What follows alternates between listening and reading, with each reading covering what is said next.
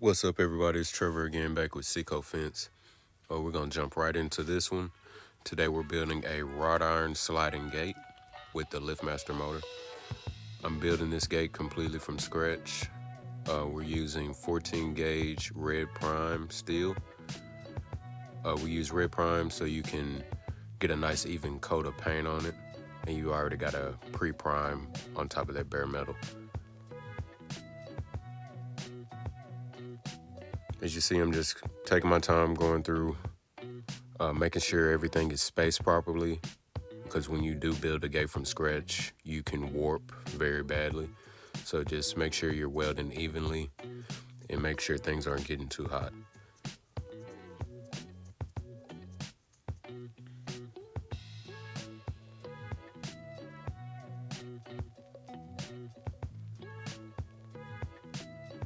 It's a very tedious process, but it comes out worth it.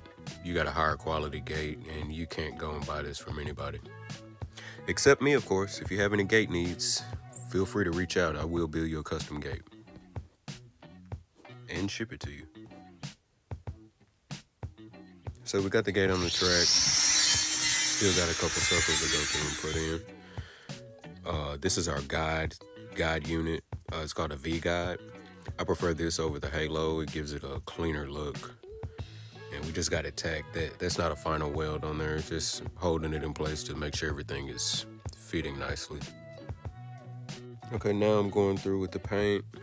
I'm using a Rust-Oleum 2X, meaning twice the cover. You get a nice color coat. I recommend this paint. I'm not gonna go over the motor installation. If you'd like me to, leave a comment and I'll get a video out. But this is a finished product. Very tedious gate to build, but we got our spacing right. We've got everything right. It's rolling smooth. Like and subscribe for more. Thank you.